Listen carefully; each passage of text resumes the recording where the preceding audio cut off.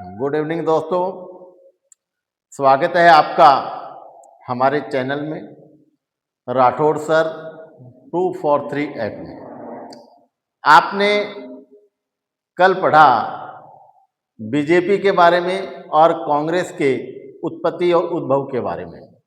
आज हम पढ़ने जा रहे हैं कांग्रेस का जो चुनावी सफर है उसके बारे में। तो गाइज, आपको पता होना चाहिए कि कांग्रेस 134 साल पुरानी पार्टी है। दुनिया में इसका नाम है। पूरे विश्व में आज भी कांग्रेस पार्टी की साख है और लोग कांग्रेस पार्टी पर आंख बंद करके भरोसा करते हैं। लेकिन आखिर जो कांग्रेस पार्टी है, इसका चुनावी सफर क्या रहा, कैसे रहा, इसको ही आज हम पढ़ने वाले हैं। कल हमने देखा कि कांग्रेस पार्टी की स्थापना डॉक्टर ए ओ हुम ने 1885 में कर दी। कल हमने कांग्रेस पार्टी के अलग अलग अध्यक्ष और अध्यक्षिकाओं को पढ़ा। उन लोगों ने बड़ी कड़ी मेहनत करके और कांग्रेस पार्टी को इतनी बड़ी, इतनी विशाल पार्टी बनाया। लेकिन क्या आज कांग्रेस पार्टी जो शुरू में थी, क्या आज कांग्रेस पार्टी का वही स्थान है? क्या आज कांग्रेस पार्टी की लोकप्रियता कम हुई है या लोकप्रियता बढ़ी है? क्या कांग्रेस के पास आज पंडित जवाहरलाल नेहरू, श्रीमती इंदिरा गांधी, मनमोहन सिंह जी, पीवी नरसिम्हा राव जैसे प्रधानमंत्री हैं? क्या आज इतने बड़े बड़े नेता हैं जिनके नाम से कांग्रेस को पूरी दुनिया में वर्चस्व हो, पूरी दुनिया में परचम लहराए? क्या आज ऐसा है? यही जानने के लिए आज मैं लेकर के आया हूं आपके सामने चुनावी सफर 1951-52 से लेकर के और 2024 तक का। सबसे पहले तो हम ये जानेंगे, ये क्वेश्चन कई बार पूछा गया है कि प्रथम चुनाव कब हुए। आप चाहे किसी भी कंपटीशन की तैयारी कर रहे हो, आपको 2 से 3 अंक के क्वेश्चन पार्टियों से जरूर पूछे जाते हैं और ऐसे ही प्रश्न पूछे जाते हैं जो बहुत ही साधारण होते हैं, लेकिन उनके बारे में अपने दिमाग से कई बार डेट निकल जाती है। तो एक बात का आपको ध्यान रखना है कि तो पहला जो चुनाव हुआ हमारा, यानी सन 1951-52 में जो चुनाव हुआ, अर्थात 9 अक्टूबर 1951 से लेके 21 फरवरी 1952 के बीच में जो चुनाव हुआ, उसका नेतृत्व किया था पंडित जवाहरलाल नेहरू ने। और पहली बार उस समय हमारे पास में लोकसभा की सीटें थी 489, 489। कितनी? 489। और कांग्रेस ने 364 सीटों पर विजय प्राप्त की, यानी एकाधिकार था कांग्रेस का। कोई सामने विपक्ष नहीं था। किसी भी पार्टी में इतनी हिम्मत नहीं थी कि कांग्रेस से टक्कर ले सके। तो पहली बार देश के प्रधानमंत्री बने पंडित जवाहरलाल नेहरू और लोकसभा के अध्यक्ष बने गणेश वासुदेव मावलंकर। गणेश वासुदेव मावलंकर हमारे पहले लोकसभा अध्यक्ष बने। प्रधानमंत्री का नाम पंडित जवाहरलाल नेहरू का नाम बच्चे बच्चे के जुबान पर है। चाचा नेहरू को सब जानते हैं, लेकिन कंपटीशन में इतना इजी नहीं पूछा जाता। वहां आपसे लोकसभा के अध्यक्ष का नाम अवश्य पूछा जा सकता है। तो आप याद रखें कि पहला लोकसभा अध्यक्ष जो थे वो थे हमारे गणेश वासुदेव मावलंकर। तो पहली बार चुनाव के अंदर जो सीटें प्राप्त हुई वो कितनी हुई? 364। 1957 तक उस समय एक संसदीय क्षेत्र से 2 सांसद भी चुने जाने का नियम था। 1957 तक ये नियम था, क्योंकि उस समय तक पूरा परिसीमन हुआ नहीं था। इसलिए एक क्षेत्र से, एक संसदीय क्षेत्र से 2-2 सांसद यानी एमपी चुने जाते थे। यह भी पूछा जा सकता है कि कब तक? तो 1957 तक।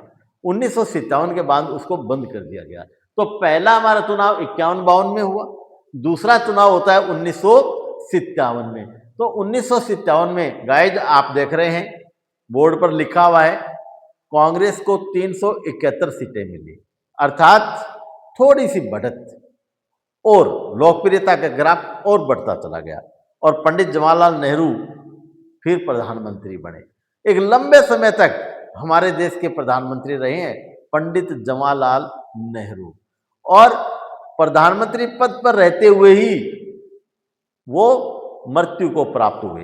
अर्थात हम कह सकते हैं कि दोबारा जो चुनाव हुआ 1957 में, तो कितनी सीटें ली? 371। फिर 1962 के अंदर फिर पंडित जवाहरलाल नेहरू के नेतृत्व में चुनाव लड़ा गया और 361 सीटें प्राप्त की। लेकिन 27 मई 1964 को 27 मई 1964 को पंडित जवाहरलाल नेहरू का देहांत हो गया और हमारे गुदड़ी के लाल बहादुर शास्त्री, जो कद के छोटे लेकिन दिमाग के बहुत बड़े थे, जिन्होंने जय जवान जय किसान का नारा दिया, वो लाल बहादुर शास्त्री जिन्होंने भारत को खाद्यान्न में आत्मनिर्भर का संकल्प लिया, बहुत ही ईमानदार और बहुत ही सुलझे हुए इंसान थे। तो लाल बहादुर शास्त्री जो है वो 13 दिन के लिए, केवल 13 दिन के लिए कार्यवाहक प्रधानमंत्री बने। और उसके बाद जो 9 जून 1964 को कांग्रेस की कमेटी का एक अधिवेशन बुलाया गया और सर्वसम्मति से लाल बहादुर शास्त्री को देश का प्रधानमंत्री माना गया, यानी घोषित कर दिया गया। अर्थात देश के प्रधानमंत्री नियुक्त कर दिए गए कांग्रेस कमेटी के द्वारा, क्योंकि आम चुनाव उस समय दूर थे। तो इस प्रकार से हम देख रहे हैं कि भाई 9 जून 1964 से लाल बहादुर शास्त्री जो है वो भारत के प्रधानमंत्री बने। लेकिन ताशकंद समझौते के समय धोखे से रसोइये ने जहर दे करके और उनकी हत्या कर दी। उसके बाद श्रीमती इंदिरा गांधी जो है वह आगे आई और आप देख सकते हैं कि 1967 में जो चुनाव हुआ, अर्थात लाल बहादुर शास्त्री की मृत्यु के बाद कांग्रेस ने श्रीमती इंदिरा गांधी को हमारे देश की बागडोर हाथ में दी। पहली बार श्रीमती इंदिरा गांधी प्रथम महिला के रूप में भारत की प्रधानमंत्री बनी। कई बार ऐसा भी प्रश्न आता है कि भारत की पहली महिला प्रधानमंत्री कौन थी? तो श्रीमती इंदिरा गांधी थी। और श्रीमती इंदिरा गांधी के नेतृत्व में 1967 के अंदर चुनाव लड़ा गया। हालांकि थोड़ी लोकप्रियता कम हुई और 283 सीटें अर्थात पूर्ण बहुमत की सरकार बनी। कांग्रेस की पूर्ण बहुमत की सरकार बनी। कितनी आई? 283 सीट।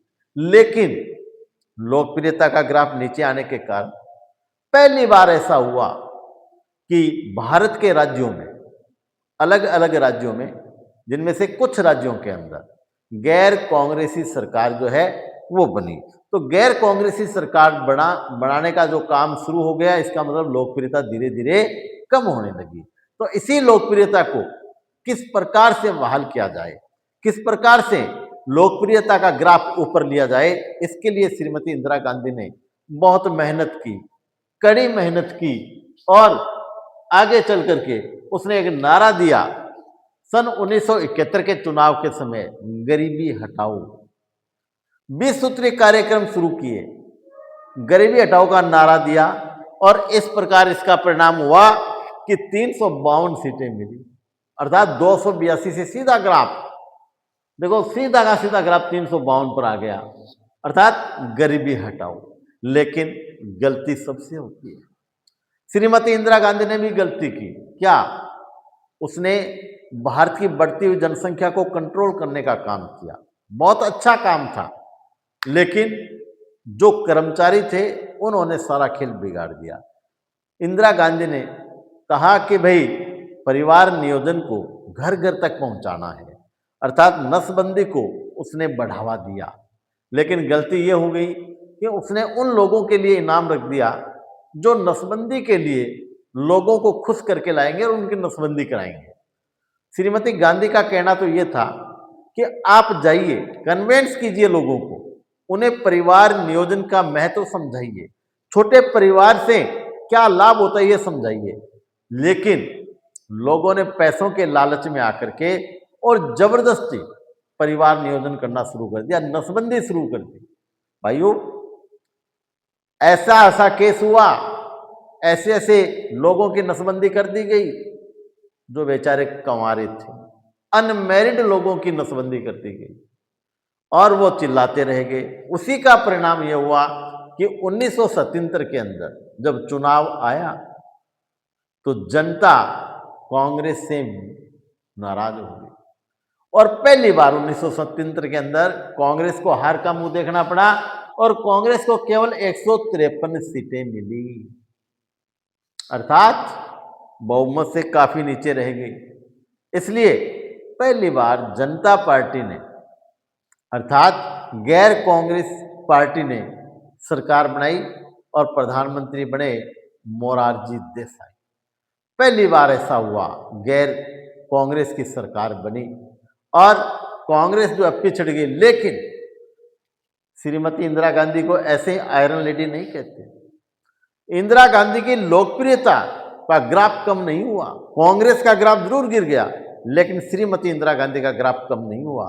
श्रीमती इंदिरा गांधी एक बार फिर आई और उसने 1980 के अंदर, 1980 के चुनाव में फिर कांग्रेस को मजबूत किया और 353 सीटें जीत करके कांग्रेस ने सरकार बनाई पूर्ण बहुमत के साथ और श्रीमती इंदिरा गांधी जो है वो देश की प्रधानमंत्री बनी सन 1980 के अंदर। लेकिन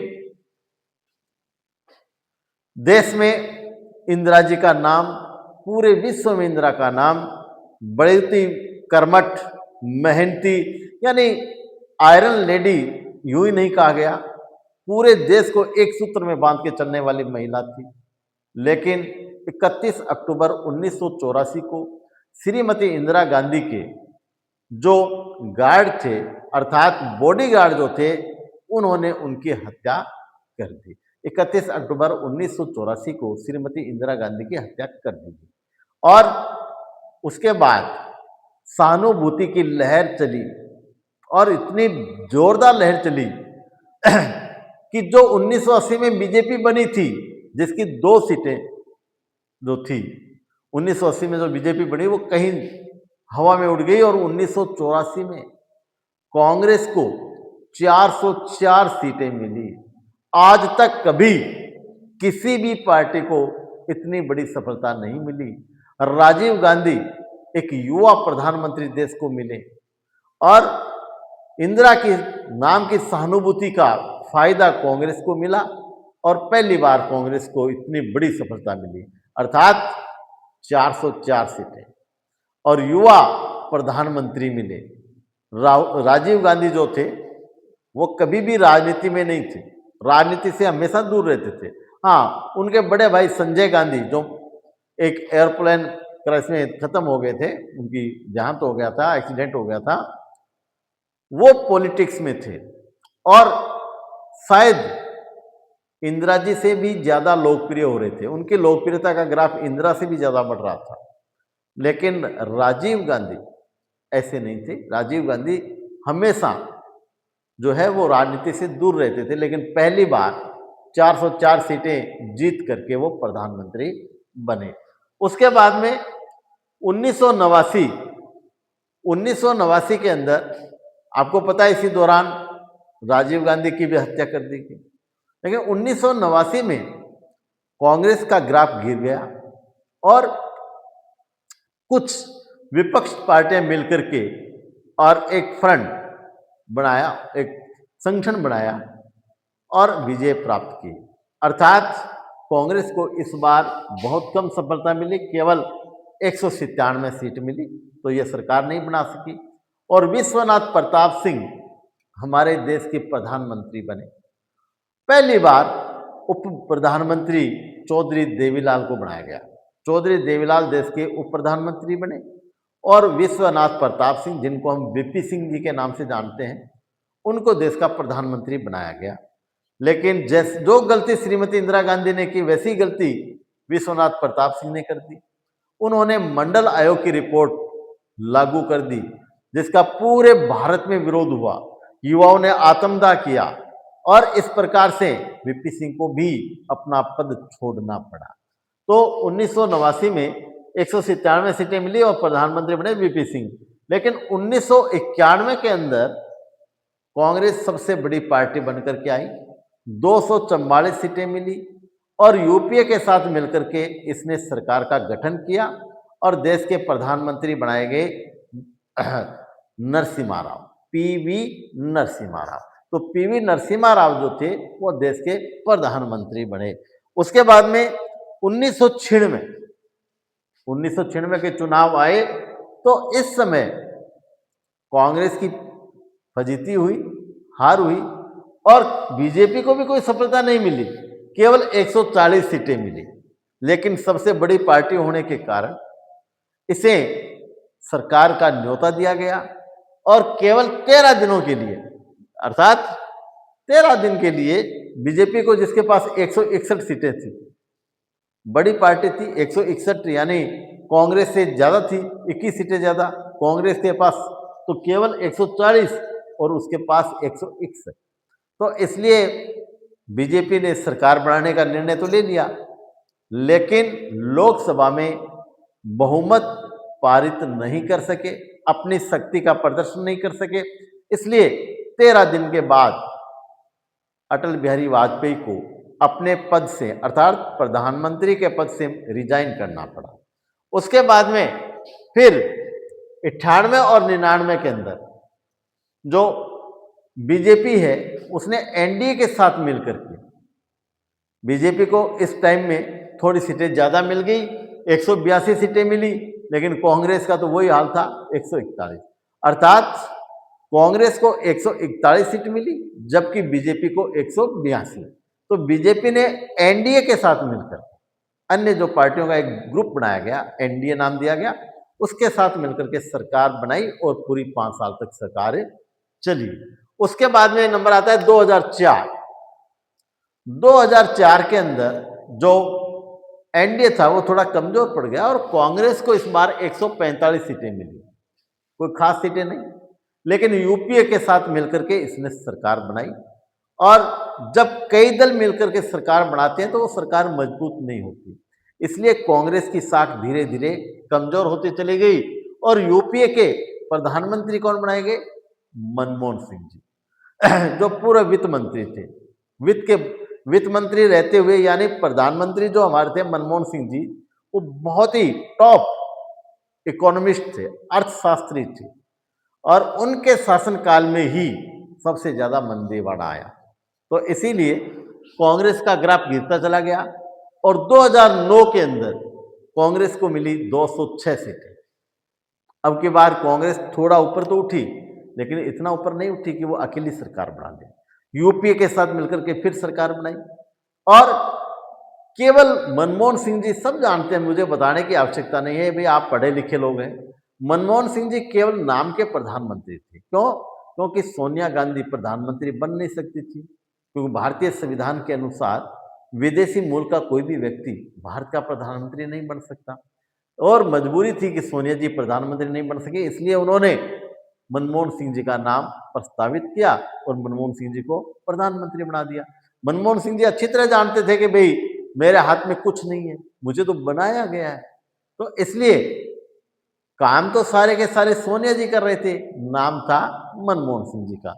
लेकिन भाई 2014 के चुनाव जब आए तो उससे पहले क्या है कि कांग्रेस के ऊपर इतने बड़े बड़े घोटाले, भ्रष्टाचार के, बोफोर्स घोटाला जो राजीव के टाइम हुआ वो प्रचार प्रसार हुआ।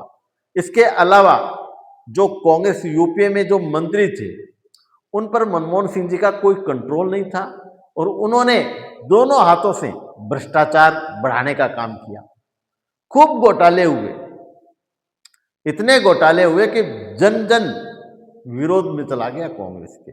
और 2014 में बीजेपी को एक नया हिंदूवादी चेहरा मिल गया, नरेंद्र प्रसाद मोदी, जो गुजरात के लगभग 15 वर्षों तक मुख्यमंत्री रहे। निष्पक्ष, साफ छवि वाले, और तो और एक बहुत ही अच्छे वक्ता मिल गए, जिसका परिणाम ये हुआ कि 2014 के अंदर कांग्रेस को केवल और केवल 44 सीटें मिली अब आप सोचिए, केवल 44 सीट, इतनी बड़ी पार्टी सिमट कर 44 सीट पर आ गई, यानी विपक्ष में बैठने के लायक भी नहीं रही।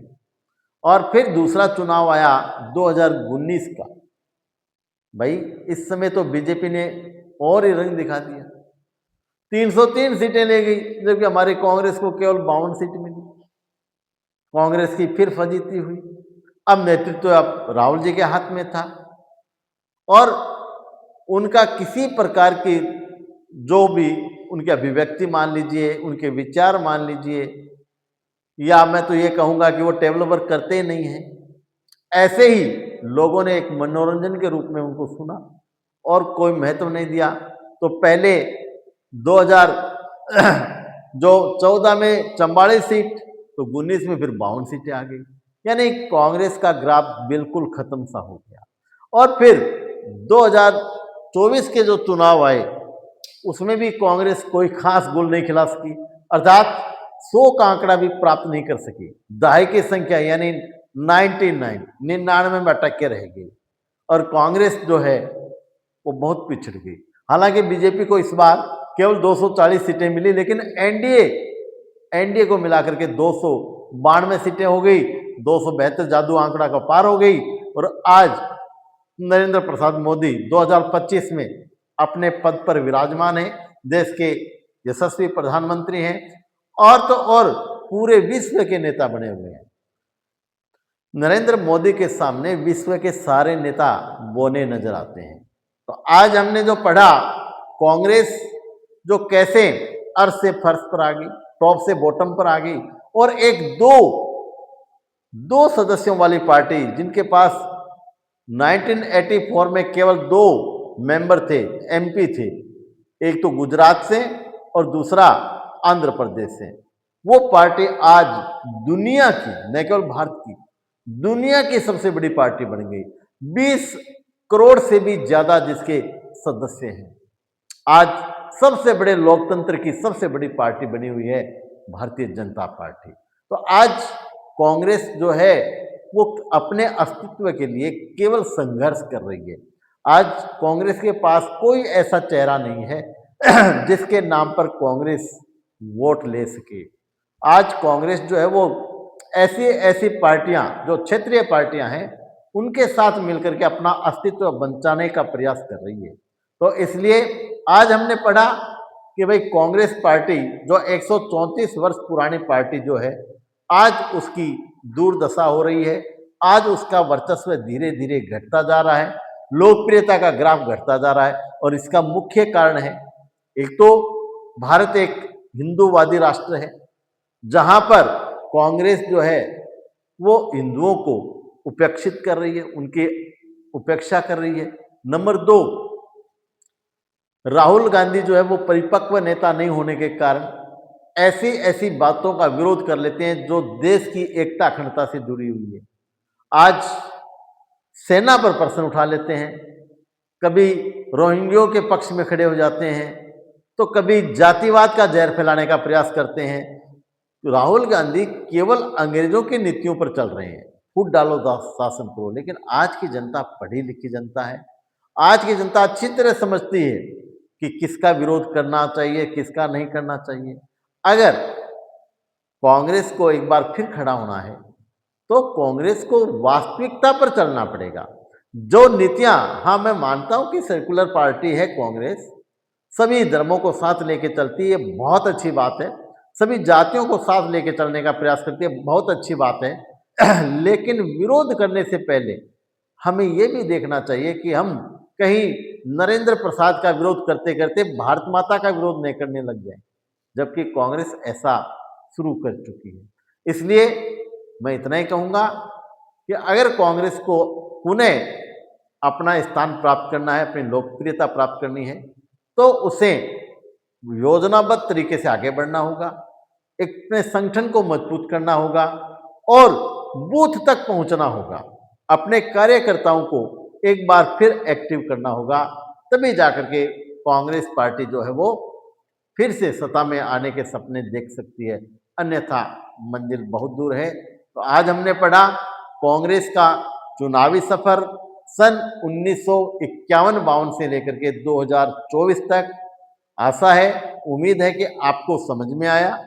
आपको जो भी मैंने डेट बताई, जो भी बताया है, अगर किसी प्रकार की कोई डाउट है, कोई शंका है, तो कमेंट बॉक्स में आकर के कमेंट कीजिए, आपकी शंका को दूर किया जाएगा।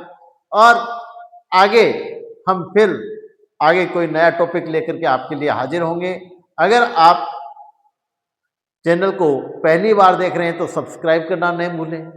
मेरे चैनल को आप फॉलो करें, लाइक करें। और अगर कोई आपको नई टॉपिक के बारे में जानकारी प्राप्त करनी है तो कमेंट बॉक्स में लिखें। जहां तक संभव होगा आपको जानकारी उपलब्ध करवाई जाएगी। आज के लिए इतना ही काफ़ी। शुभ रात्रि। जय हिंद, जय भारत।